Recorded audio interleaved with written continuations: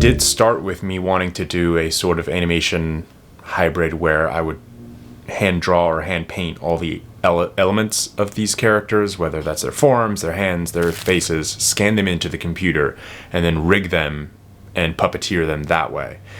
That's how this all started technically, and I found that it was just so rigid and lacked texture and lacked lighting and dimension. So it was experimentation.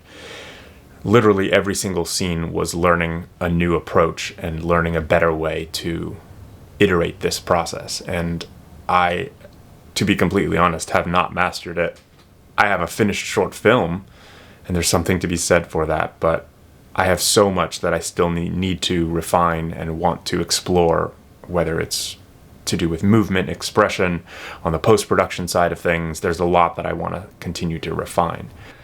If it's building the puppets themselves, I really like the challenge of bringing that to life and then puppeteering it. But then there are days where I'm like, man, I wish I could just be operating the camera and some professional puppeteer could be doing that, where they're on some kind of scaffolding that it's much more comfortable for them, rather than me straining my arm above a table. And then there's some days when there's magic and I puppeteer something and I'm like, man, I love doing this. I'm going to puppeteer every character for every short film down the line. So I don't think there's any one answer besides just directing the vision.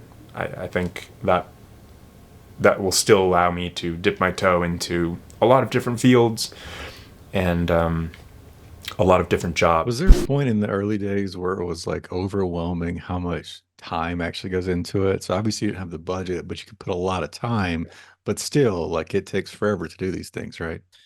Yeah, it depends what level you want to do it at. So when I was first starting to do it, I was doing it at a level where it was action figures on your bedroom floor. I wasn't even animating on a table for most of it. So it's um, and during that time as well, like I'd had the experience of making films on a live action scale and working with teams and doing all the pre-production and everything, and so I got to experience within the same time the pros and cons of doing a live action shoot compared to doing a stop motion animation shoot. And if you were to do a stop motion animation properly with studios and how they're done professionally, to the Wes Anderson standard, let's just say, um, there's a lot involved in that. Like, you've got to command all these people, and you know, you understand, right? You can. So that's one way of doing it, or you can just do it on your bedroom floor, like set up a camera, and it's you've got no one to blame but yourself, and a lot of and straight away you're cutting out a lot of crew. So you're a one man show, and a lot is forgiven in your production. Like, people don't scrutinize it so much because they can see that it's just a guy on his own, and sort of like they can see how he's used his strengths and his weaknesses as his strengths, and um, so it was never really daunting. It was actually like a bit of a shortcut, really, because I found it quicker to do a stop motion animation than get a lot of people involved to do a production. Well, so it's such a production. So the Shadow Machine, which is the production company up in Portland, who we love, and they're all geniuses. They've got multiple very small stages with different scenes from sometimes like 3 episodes being animated at the same time. And so there's someone who's animating a Lauren puppet from episode 5 in a particular moment, and someone else is animating a Lauren puppet in episode 3 at the same time.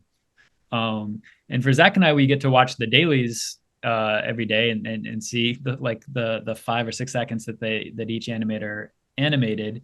And in the mornings, we got to brief them on whatever they were shooting. So we had a sense of it all fitting together. But the animators also watch each other's animation, and the animators really, all of them, I think,